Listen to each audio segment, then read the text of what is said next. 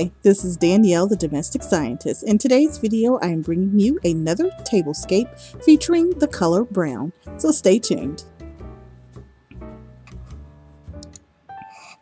So the inspiration for today's tablescape is this table runner.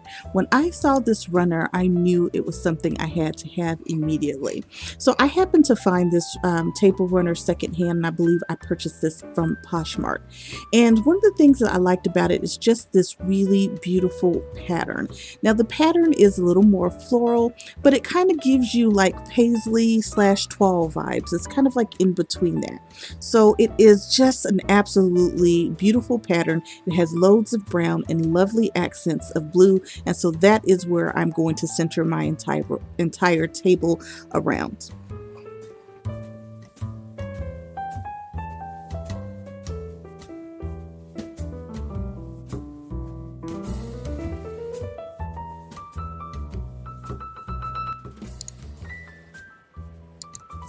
So once I selected my inspiration piece, I went ahead and started building my table around it. And the first thing I did was I pulled out this brown pedestal bowl that I got from a local furniture consignment store. Now I absolutely love this pedestal bowl, and it is one of my favorite home finds. And part of the reason why I like it is because it's very traditional, very classic. You'll see a lot of pieces like this in restoration hardware, and pieces like this have been around literally forever. So I put some white pine cones, so they are like a brown pine cone with a little bit of flocking on it, and I put those in the bowl because I wanted to accent the earth tone colors. And so when you think of pine cones, you automatically think of brown, but as we transition from fall into winter, having that flocked pine cone really does add a nice touch. Also, having that light bits of white paint on the pine cone really does add some more contrast, just so that the pine cones really pop inside of this pedestal bowl. On either side of the pedestal bowl, I do have these glass domes, and I did put some brown spheres in each of those as well, because I really want to bring that brown into the table, and I want some earth tones and some more warmth to this look.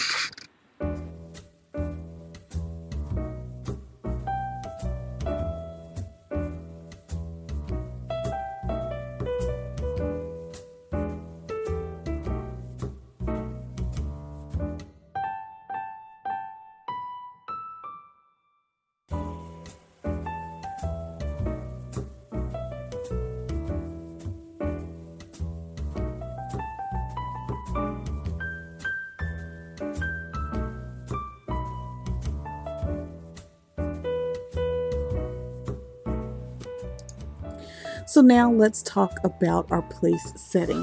So I have my table set for 8 today, and I have 6 white placemats that I'm using, and then I have 2 blue and white placemats that I'm using. So when it comes to the chargers, I'm using several burlap chargers, and I'm also using several silver chargers. So the burlap brings in a lot more brown, but I only have so many of those, so I do have just some really simple silver / gray ones that just don't compete with the color pattern that I already have. Now when it comes to the plates, this is where I started pulling out some of my tricks. So I happened to be at a Goodwill, and I found this beautiful set of blue and brown plates. Now the back of the plate is completely brown, and the top is blue. It's like an ice gray blue, and it has some nice brown polka dots kind of in a pattern around the center. So I absolutely love these plates, but they had a limited amount of them. They had 4 dinner plates and 4 salad plates. So what I did is I used the dinner plates and I topped it with a plain white salad plate. And then wherever I had a salad plate, I took the 4 salad plates and I put them on top of a plain white dinner plate.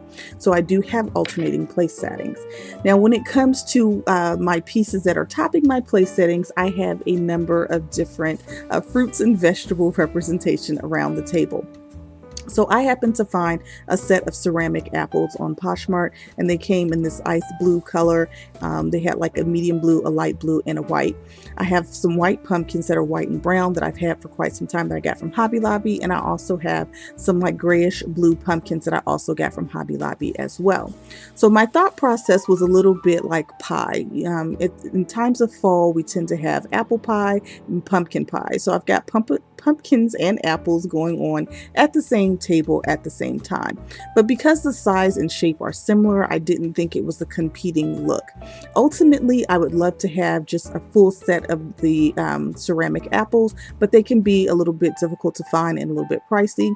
And so I figured, I can just alternate and really pull together a more eclectic look, but it's still very cohesive in that I'm using, the same salad plates and I have alternating patterns, but I'm still repeating a lot of those major themes around the table. So leave a comment in the box below and let me know which place setting topper you like the most, the ceramic apples, the white pumpkins, or the bluish gray pumpkins.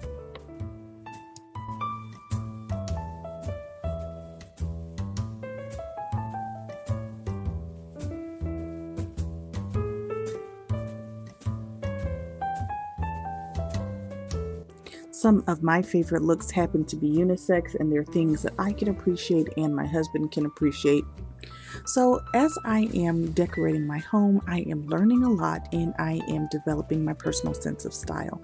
And as I was doing this table, I started to realize that I tend to be attracted to looks that are a little bit more universal and versatile in that they can be used any time of year, and that they are a little bit more unisex with maybe some rustic elements in it and some glam elements. But most importantly, I do like a couple of really good classic elements as well.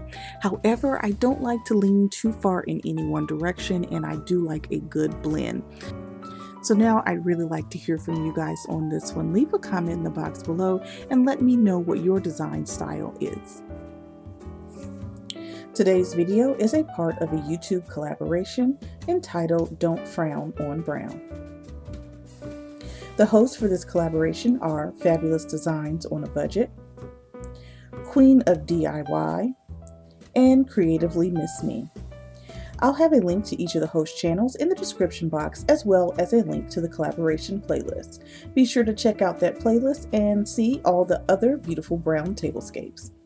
This is Danielle, the Domestic Scientist. I hope you've enjoyed today's video. If so, please be sure to hit that subscribe button and hit the notification bell. I'll see you next time.